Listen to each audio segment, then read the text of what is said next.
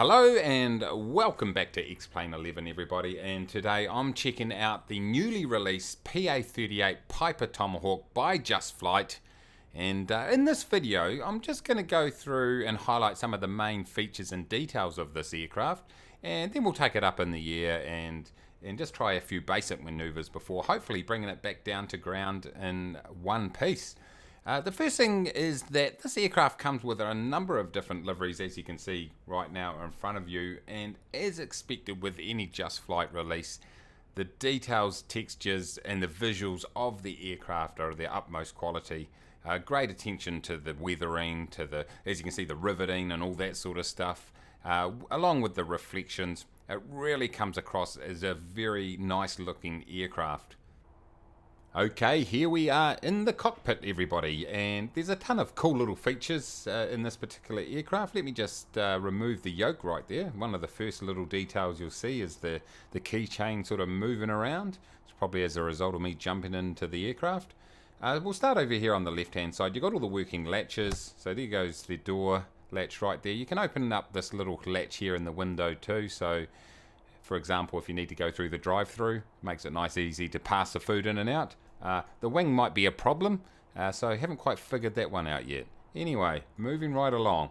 If we have a quick look around the cockpit itself, as you can see here, we've got the seats, which are nice red leather seats, as you can see, reflecting off the dials right here, and you can actually turn that feature on and off. I'll show you the little panel in a minute, how you can do that. And over here on the right hand side, we've got the other door. You can close that right there. If we look behind us here, there's not much going on. We have got the old straps there for the seat belts. Maximum 100 pounds of baggage, by the way. Probably a little bit less with me in here, I'd say. You've got the fire extinguisher there, which is kind of cool. So if we look over the top of the ceiling of the aircraft right here, we've got the door lock latch right there. That saves the doors flying open mid-flight accidentally. You've got your temperature gauge and you've got your compass. So plenty going on here. Obviously down here you've got all your little surface controls. You've got your flaps right here, this handle here. Here goes your parking brake and your trim wheel down over on the right hand side. Now this has got a, for those that haven't flown these types of aircraft before, the fuel, you're either using the left or the right tank. There's no cross feed, although you can set it to automatically balance out the fuel tanks. I don't think it does that in real life. I think it's just a feature of this aircraft.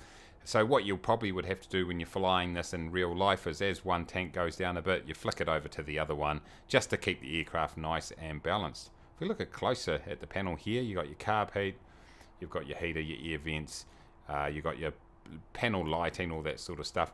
Then you've got your avionics in here.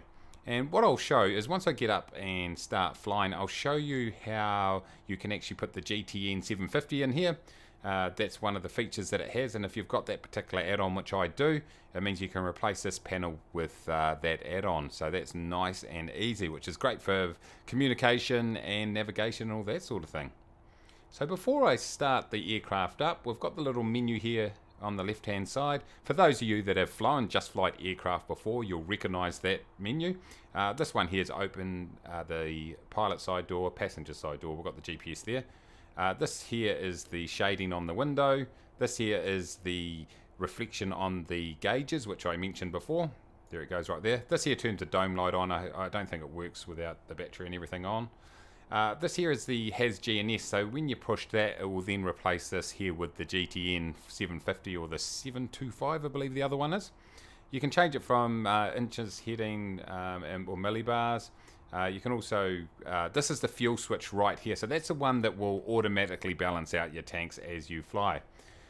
This one here makes it easy. If you press refill, it will fill the aircraft up completely, or recharge your battery if you forgot to turn it off and you drained your battery. So that's a little pop-up you can use there. This is the balance right here, fuel tanks left and right, your center of gravity, all that good stuff. Turn that off. This here is your volume controls for all the different components. Right, I'm not too sure what this one here is. I'll have to check that out. This is your checklist. You smack that and it brings up, oh, this one here is now gone ahead. We'll turn that off. So here goes your checklist, and as you go through, you can, as you do each particular part, you can click it and it will do it. So we won't go too in depth in that today. This one here is your flight computer, which will go through all the different areas, as you can see here, the outside air temperature, your ground speed, all that sort of stuff, so that's cool. That's your logbook to show all the flights you've done. And this one right here will bring up your ground services, which we don't need. If we just quickly pop outside the aircraft, and you can see the chocks are there, and the tie downs and stuff like that. You push this button right here and it removes those. So at your fingertips, you've got a bunch of different actions you can carry out right there. Nice and easy. So what we'll do now, everybody, is let's go ahead and start up the aircraft. It's pretty easy. I'll get rid of this right here. All you need to do here is turn on your battery and your alt, throw on your fuel pump, throw on your anti-collision light, get your mixture up there nice and rich. Make sure you turn on your fuel. This is a trick for young players that aren't used to this. Remembering to balance it out on longer flights. A little bit of throttle right here, and then just, and there we go. Easy as that. Now you want to put it back down to about 900 RPMs. Now technically you should leave your fuel pump on until you're about to take off. I'm not doing that. I'm turning it off.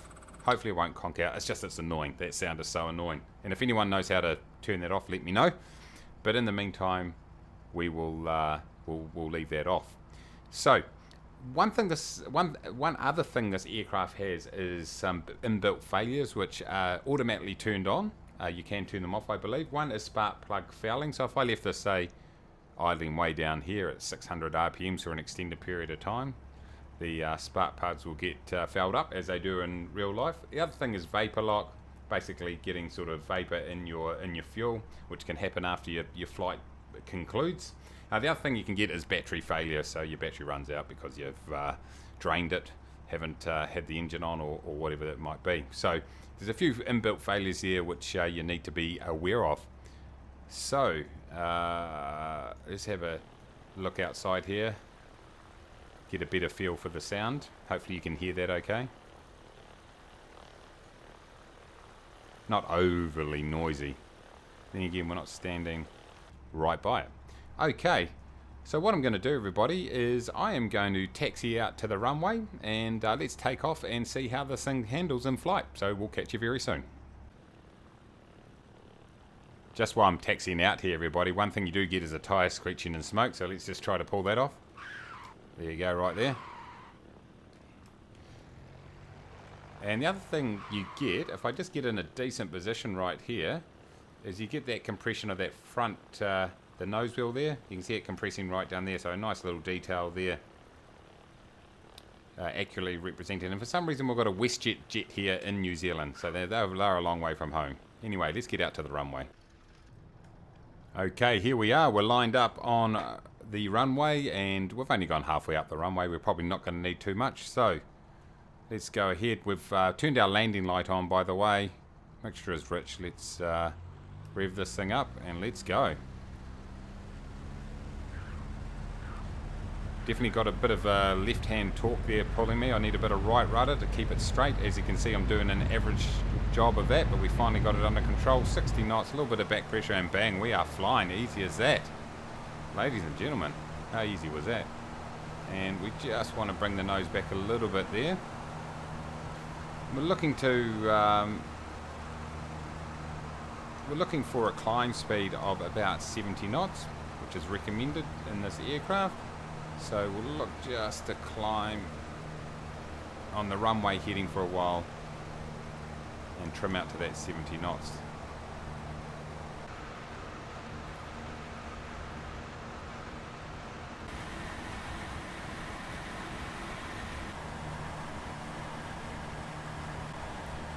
Okay, we've levelled off just above 4,000 feet here, and let's, how about we look to just do a medium turn to the right just to feel how this thing holds itself together in a turn. Getting across, just a little bit of back pressure, not too much at all. Oh, too much there. And we're in a medium turn right here now, and it's a little bit nose down. We will get there though. A little bit nose up. Very, very touchy, but that's probably more my piloting skill than anything else.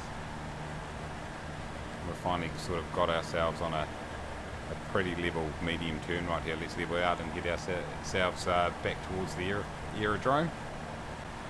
Okay, as I mentioned, it has compatibility with the GTN 750 and the 725, and I've reconfigured the panel here to have it set up right here. So I'm just wondering if I go here, it's a little bit hard to read. I go like that, it's a little bit easier to read. Take off the glare right there. But here we go. Here we've got our movie map. So obviously, if you use this particular add-on, you can have it put right in here. You can tune all your frequencies, your communication frequency, your standby frequency, your nav, etc. You can do everything you want. It's got your movie map, your flight planning, absolutely everything that you need right there in your fingertips, which is, it's quite a modern piece of kit to have in a fairly old aircraft like this, but well, hey, it certainly makes your life a lot easier when you're flying the aircraft. So it's great that it's got that integration. Makes your life just all that much easier. Let's throw the glares back on.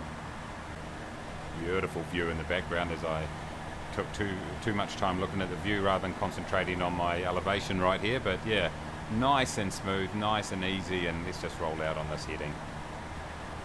But I think Just Flight have done a really fantastic job in replicating the flight characteristics. What I'm really interested in now is, how about we drop some altitude, turn round back towards the aerodrome, set up for an approach, and let's see how this thing goes on an approach and landing. So let's catch you when I'm on the final approach.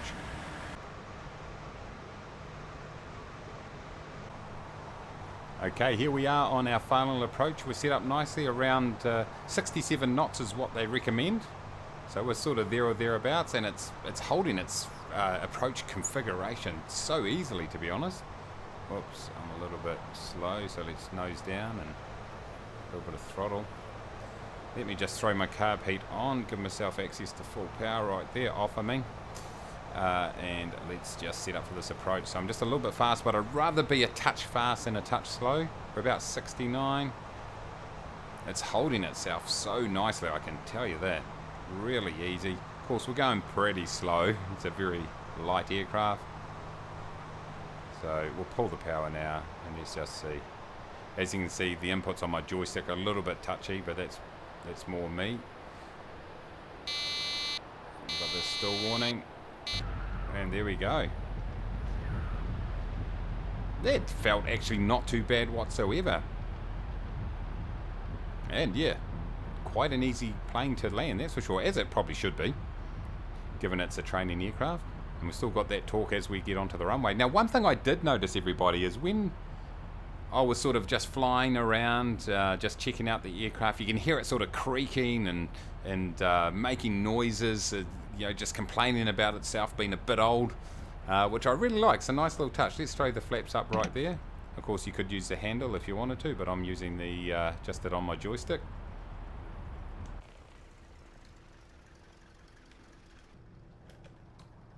Okay, we managed to find our parking spot. Let's throw on the parking brake right there.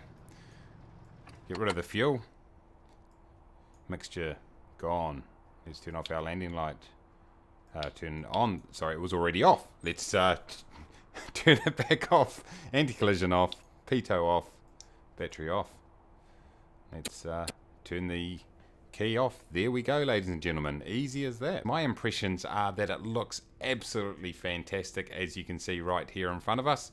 A really beautiful looking aircraft. Looks quite weathered. Ton of different liveries which give a bit of variety. The other thing I really like are just the little details, like the little key dangling, the worn leather seats, all that sort of stuff.